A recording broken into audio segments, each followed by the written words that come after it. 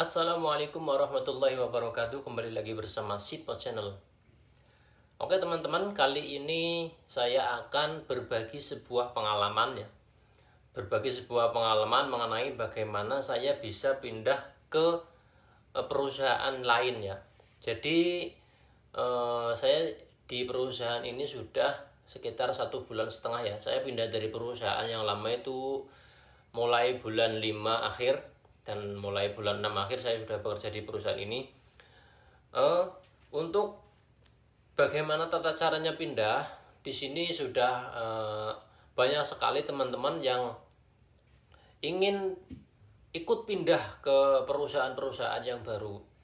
Tapi untuk pindah itu punya berbagai persyaratan dan berkas-berkas yang mesti disiapkan oleh teman-teman semuanya.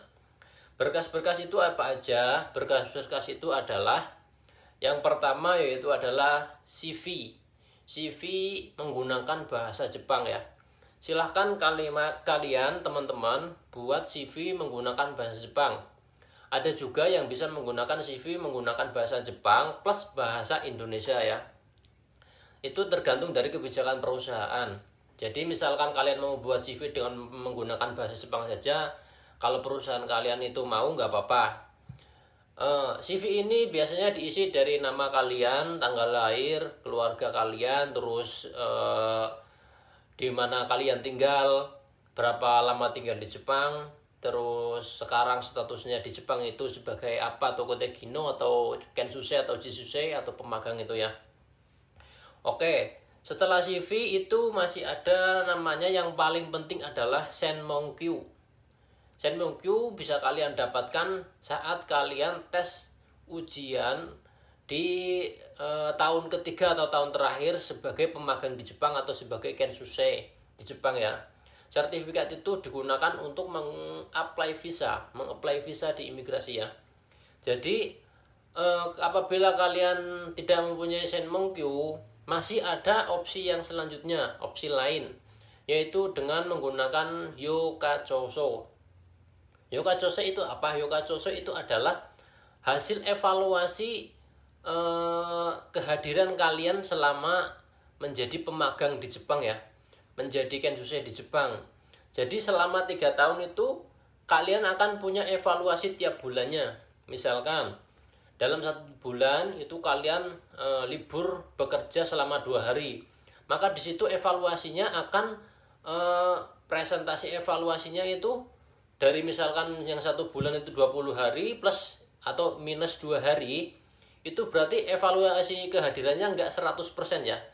Berarti misalkan evaluasi kehadirannya cuma 80%, 90%, kalau full masuk semua berarti 100%. Nah, evaluasi ini juga bisa untuk mengapply visa kalian di imigrasi.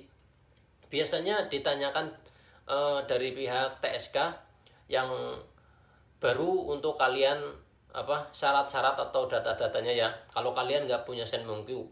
Tapi kalau kalian punya Senmonkyu, dengan menggunakan Senmonkyu saja sudah cukup biasanya. Terus setelah kalian misalkan nggak punya Senmonkyu, Yokachoso nggak boleh diminta dari perusahaan, maka ada opsi yang terakhir. Opsinya yaitu dengan SSW.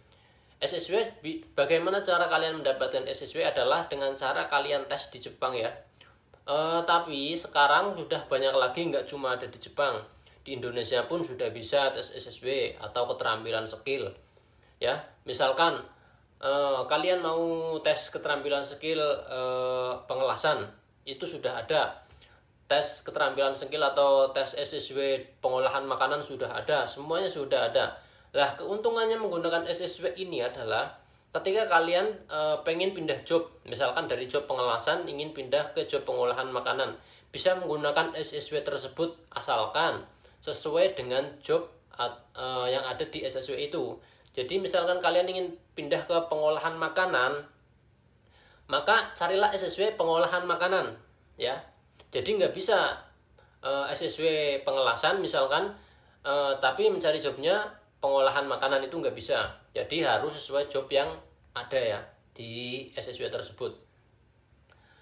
Untuk setelah SSW Senmongkyu sama Hyokatsuso itu ada yang penting juga, yaitu KTP Jepang ya, atau Zariu Kado ya. Zariu Kado itu usahakan masa aktifnya masih 3 sampai 5 bulan ya, minimal ya, 3 sampai 5 bulan. Kenapa 3 sampai 5 bulan? Karena tenggat waktu untuk jadi KTP di imigrasi itu biasanya ada sekitar 1 bulan sampai 3 bulan, kadang ada yang lebih ya, ada yang 5 bulan gitu. Jadi misalkan KTP kalian masa aktifnya cuma tinggal 2 minggu, untuk menunggu KTP yang baru terbit itu misalkan 1 bulan, maka KTP kalian akan habis duluan, nggak bisa digunakan ya, kecuali dari pihak TSK mau mengapply visakan KTP Katsudo ya, atau KTP sementara. Jadi KTP sementara ini digunakan untuk kalian menunggu KTP Toko Teginonya sampai terbit ya. Nanti kalau KTP Toko Teginonya sudah terbit, maka KTP Katsudonya akan dibawa ke imigrasi dan akan dibolong. Maka secara otomatis KTP Katsudo yang dibuat tadi sudah tidak bisa digunakan atau sudah tidak aktif lagi. Yang selanjutnya yaitu paspor. Paspor yang penting itu ada di bagian paling depan, biasanya ada di bagian data diri kalian, dan di bagian belakang yang biasanya berapa lembar itu, kalian tinggal di mana, itu biasanya kan di paling depan dan paling belakang paspor itu. Tapi ada yang penting lagi, apabila kalian sudah pernah misalkan masuk di Jepang ya, dari imigrasi itu akan memberi sebuah kertas kecil, nantinya ditempel di dalam paspor. Itu penting, itu juga biasanya dipertanyakan oleh kumiai yang baru ya. Jangan kalian buang kertas itu yang di dalam paspor itu. Biasanya ada tulisan Indonesia di dalam kertas itu, kertas kecil ada tulisan Indonesia, ada stempelnya itu. Jangan kalian buang, karena itu biasanya akan dipertanyakan oleh kaisar yang baru. Oke, setelah paspor yaitu adalah Genseng Chosuhyo. Genseng Chosuhyo ini atau biasanya kalian ada yang menyebutnya dengan kayak Nenmatsu Chose ya, bisa didapatkan kalian biasanya mengurus Genseng Chosuhyo itu atau Nenmatsu Chose itu di akhir tahun. Nenmatsu kan dari kata tahun, matsu itu akhir tahun ya gitu. Jadi Nenmatsu Chose itu biasanya setelah kalian mengurus Genseng itu kalian akan dapat kertas Genseng Chosuhyo yang kecil, ukuran kalau nggak salah A5 apa ya kayaknya A5 itu. Jangan kalian buang, itu biasanya ditanyakan juga di TSK yang baru. Tapi untuk Nenmatsu Chose atau Genseng Chosuhyo itu dari pihak kumiai biasanya menginginkan tahun yang sekarang dan tahun yang sebelumnya. Maksudnya gimana? Misalkan sekarang tahun 2024, maka yang kumiai yang baru atau TSK yang baru itu menginginkan yang tahun 2024 dan tahun 2023. Biasanya menginginkan 2 tahun itu ya. Jadi usahakan Nenmatsu Chose atau Genseng Chosuhyo-nya ini jangan kalian buang setelah kalian mendapatkan itu ya. Simpan baik-baik dari tahun-tahun sebelumnya. Kalau hilang gimana? Biasanya kalau hilang kalian bisa meminta di perusahaan kalian bekerja. Jadi jangan bingung-bingung. Minta saja di perusahaan di mana kalian bekerja, atau mengurus sendiri di kantor pajak ya. Itu biasanya ada. Setelah Genseng Chosuhyo itu yang harus kalian siapkan juga adalah MCU, Kenko Shindang atau Medical Check Up. Biasanya yang diminta adalah 1 tahun terakhir atau 6 bulan terakhir ya. Jadi biasanya di pabrik Jepang itu kan kalian pasti di Kenko Shindang ya, dikasih Medical Check Up selama, ada yang 1 tahun sekali, ada yang 1 tahun 2 kali. Nah itu hasilnya jangan kalian buang dulu. Takutnya sewaktu-waktu kalian ingin pindah kerja, kalian sudah punya hasil medical check up ya. Jadi kalian nggak perlu medical check up lagi di klinik di Jepang ya. Oke, setelah medical check up, di situ ada yang perlu kalian perlukan lagi. Tapi ini bukan dari perusahaan ataupun dari eh, imigrasi. Dari ini kalian harus minta di Siakuso atau balai kota ya, balai kota di mana kalian tinggal. Yang namanya Noze Someso dan Kasih Someso. Noze Someso dan Kasih Someso ini bisa kalian dapatkan dengan, yang saya tahu itu dengan dua cara. Yang cara yang pertama itu kalian bisa ngeprint di kombini di 7-Eleven dengan menggunakan mesin yang ada di 7-Eleven atau Family Mart atau Lawson, itu biasanya ada.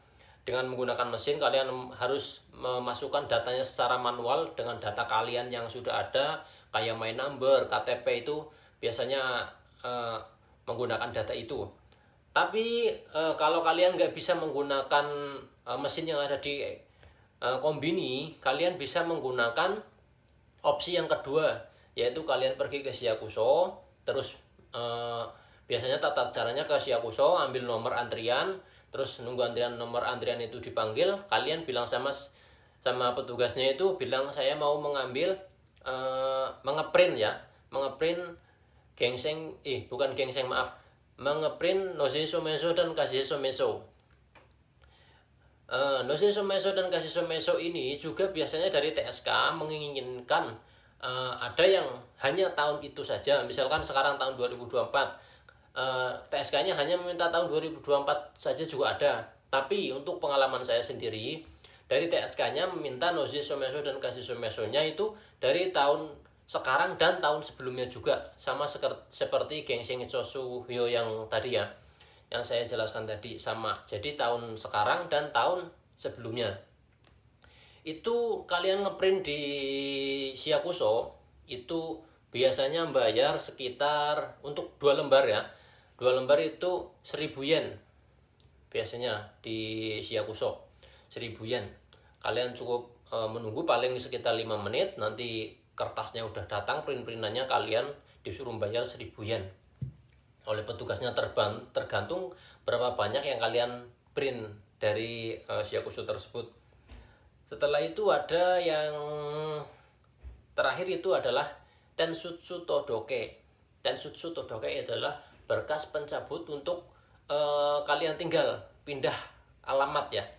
Tensutsu Todoke ini adalah berkas yang terakhir yang diambil kalian sebelum kalian pindah. Biasanya seminggu sebelum kalian pindah ya. Tensutsu Todoke juga mintanya di Siakuso atau balai kota setempat di mana kalian tinggal ya. Tensutsu Todoke itu digunakan untuk pindah alamat.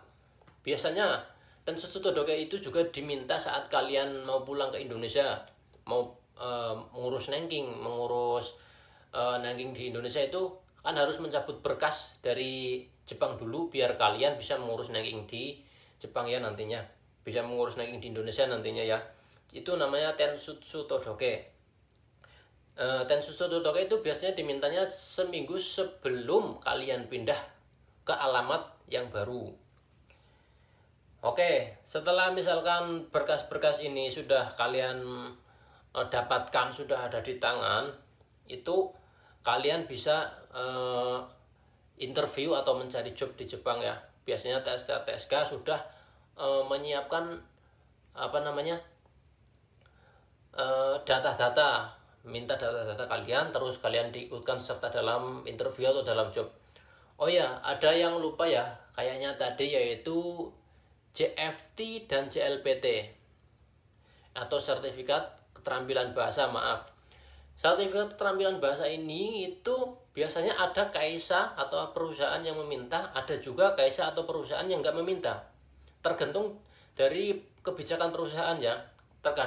Terkadang misalkan kayak di perhotelan, ada yang meminta memang KAIWA, bukan sertifikatnya ya. Kadang ada yang meminta cuma KAIWA standar N3 misalkan, tapi bahasa sertifikat meskipun N4 tapi KAIWA-nya standar N3, kadang-kadang juga bisa. Ada juga yang KAISA-nya minta N2, N3, N4 juga ada ya. Kalau misalkan kayak di Gemba mungkin ada yang hanya butuh N4 tapi kerjanya oke, badan oke, terus sesuai dengan job yang sebelumnya, itu juga banyak sekali. Jadi untuk keterampilan bahasa ini atau sertifikat bahasa ini itu hanya sebagai pendukung ya. Kalau kalian punya syukur, kalau kalian nggak punya juga biasanya ada kayak saya yang nggak mempermasalahkan masalah itu. Yang penting kalian bisa kerja dan semangat bekerja di Jepang. Oke, untuk tahap-tahap selanjutnya, misalnya kayak tahap interview apa saja yang dipertanyakan, tahap kalian meminta di berkas-berkas di imigrasi nanti pengambilan paspornya, pengambilan KTP-nya gimana. Saya akan membuatkan video selanjutnya apabila nanti video ini banyak yang nonton, dan apabila kalian ingin bertanya silahkan tanya di kolom komentar ya. Misalkan tolong bikinkan gimana caranya sih pindah ke Jepang itu gimana, nanti masuk KSnya gimana dan lain-lain. Misalkan apa yang dipertanyakan di interview nanti yang biasanya sering keluar itu gimana, silakan kok komentar di kolom komentar ya. Terima kasih, jangan lupa like, comment, dan subscribe. Semoga video ini berguna bagi teman-teman semua yang sedang mencari pekerjaan di Jepang, atau sedang ingin pindah ke Jepang, atau sedang dalam tahap mau selesaikan susah dan mau pindah ke visa Tokuto Gino. Oke, jangan lupa like, comment, dan subscribe. Terima kasih sudah menonton video ini dari awal sampai akhir. Wassalamualaikum warahmatullahi wabarakatuh.